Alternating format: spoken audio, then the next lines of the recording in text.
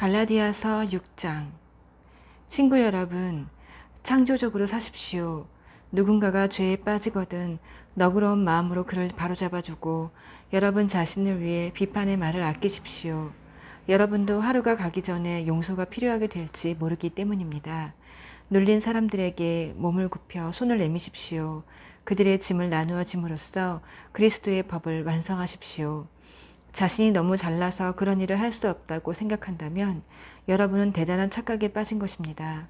여러분 자신이 어떤 사람이며 여러분에게 맡겨진 일이 무엇인지 조심스럽게 살핀 다음에 그 일에 몰두하십시오. 우쭐대지 마십시오. 남과 비교하지 마십시오. 여러분은 저마다 창조적으로 최선의 삶을 살아야 할 책임이 있습니다.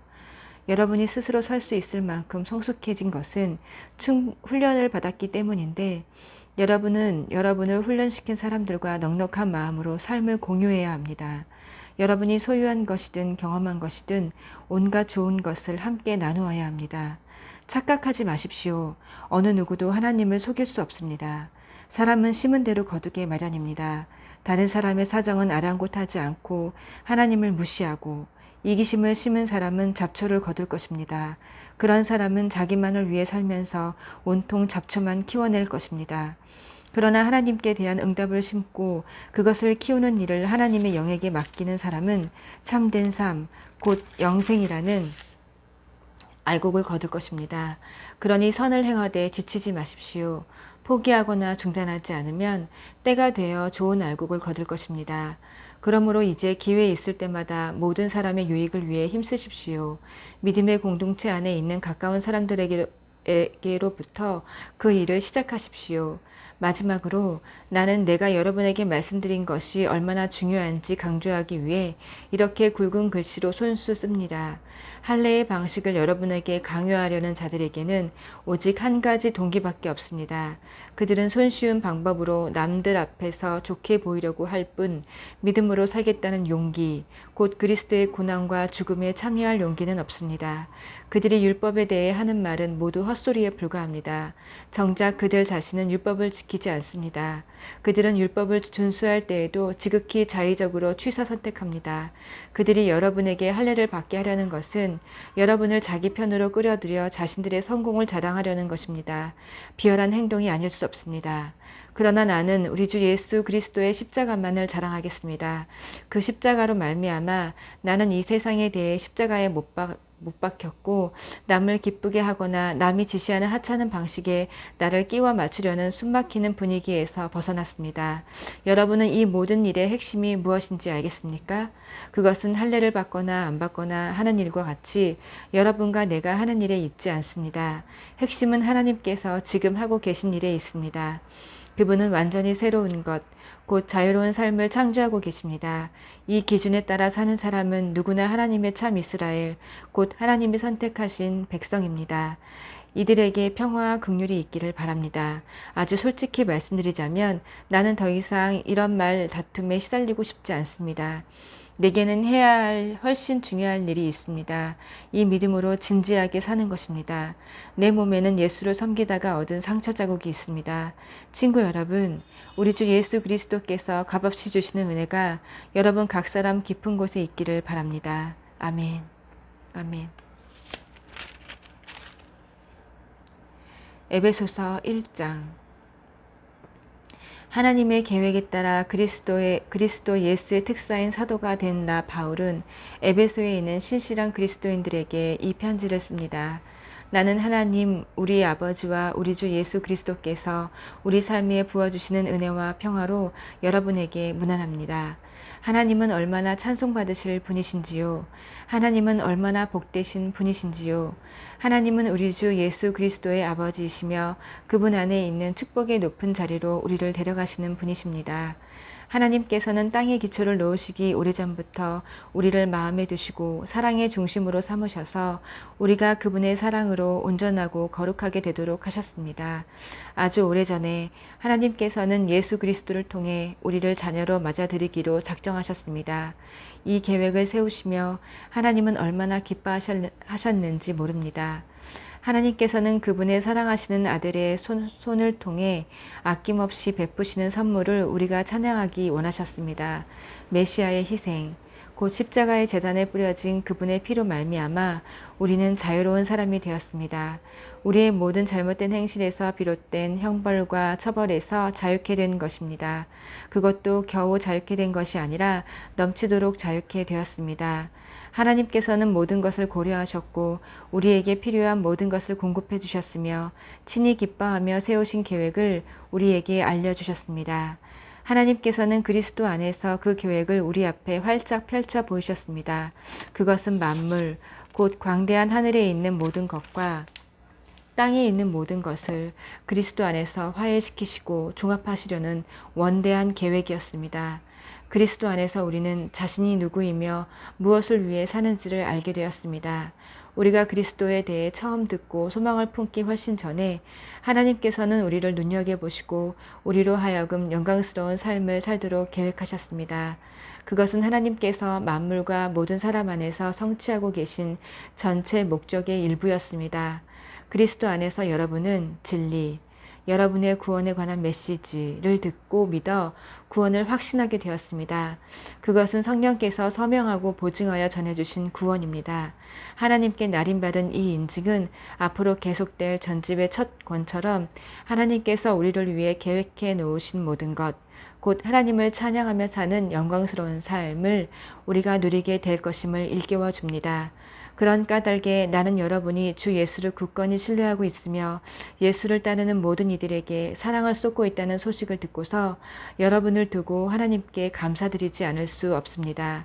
나는 기도할 때마다 여러분을 떠올리며 감사를 드립니다. 그러나 감사에서 멈추지 않고 간구합니다. 우리 주 예수 그리스도의 하나님, 영광의 하나님께서 여러분에게 이해력과 분별력을 주셔서 하나님을 친히 알게 하시고 여러분의 눈을 맑고 뚜렷하게 해주시기를 구합니다.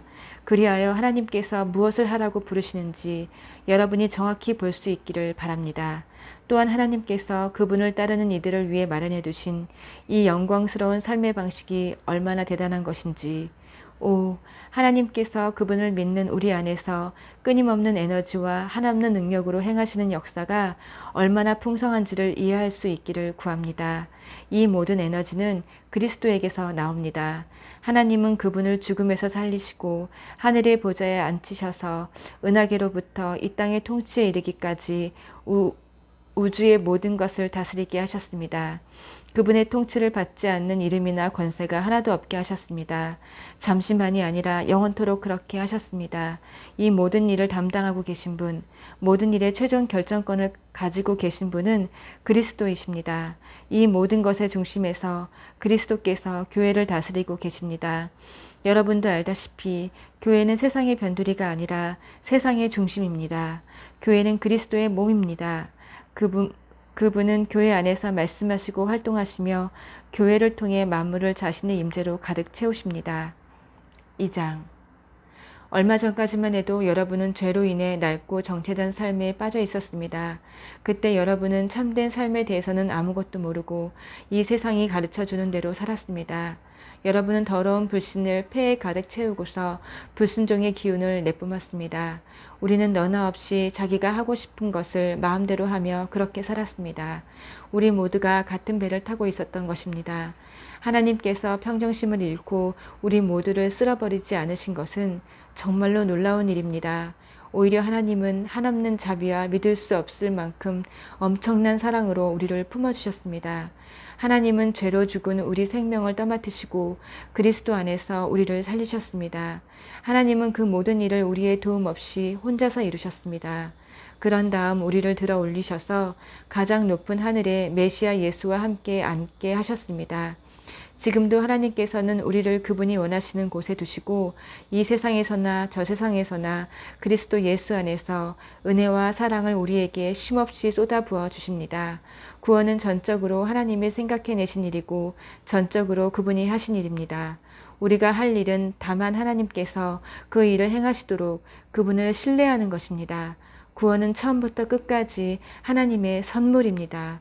주인공 역할은 우리 몫이 아닙니다. 우리가 주인공 역할을 했다면 우리는 모든 일을 우리가 했다고 떠벌리며 돌아다녔을 것입니다. 하지만 그렇지 않습니다. 우리는 우리 자신을 만들 수도 구원할 수도 없습니다. 만들고 구원하는 일은 하나님이 하시는 일입니다. 하나님은 그리스도 예수를 통해 우리 각 사람을 지으셨습니다. 그렇게 하신 것은 그분께서 하시는 일, 곧 우리를 위해 마련해 놓으신 선한 일, 우리가 해야 할 그 일에 우리를 참여시키려는 것입니다. 그러나 이 일 가운데 어떤 것도 당연한 것으로 여기지 마십시오. 불과 얼마 전까지만 해도 여러분은 하나님의 방법에 대해서는 아무것도 알지 못하는 이방인이었습니다. 그때 여러분은 하나님이 일하시는 방식이 무엇인지도 몰랐고 그리스도가 누구신지도 전혀 알지 못했습니다. 여러분은 하나님이 이스라엘 안에 펼치신 풍성한 언약과 약속의 역사에 대해서도 전혀 알지 못했고 그분께서 이 세상에서 무슨 일을 하고 계신지에 대해서도 무지했습니다. 전에는 밖에 있던 여러분이 이제는 죽음을 맞으시고 피를 흘리신 그리스도로 말미암아 안으로 들어와 모든 일에 참여하게 되었습니다. 메시아께서 우리 사이를 화해시키셨습니다. 이제 밖에 있던 이방인과 안에 있는 유대인 모두가 이 일에 함께하도록 하셨습니다. 그분은 우리가 서로 거리를 두기 위해 이용하던 벽을 허무셨습니다. 그분은 도움보다는 방해가 되었던 깨알같은 글자와 각주로 꽉 찬 율법 조문을 폐지하셨습니다. 그런 다음에 전혀 새로운 출발을 하셨습니다. 그분은 오랜 세월 동안 증오와 의심에 사로잡혀 돌로 갈라져 있던 사람들을 그대로 두지 않으시고 새로운 인류를 지으셔서 누구나 새 출발을 하게 하셨습니다. 그리스도께서 십자가에서 죽으심으로 우리를 화해시키셨습니다. 십자가는 우리로 하여금 서로 껴안게 했습니다. 이로써 적대 행위는 끝났습니다. 그리스도께서 오셔서 밖에 있던 여러분에게 평화를 전하시고 안에 있는 우리에게도 평화를 전하셨습니다.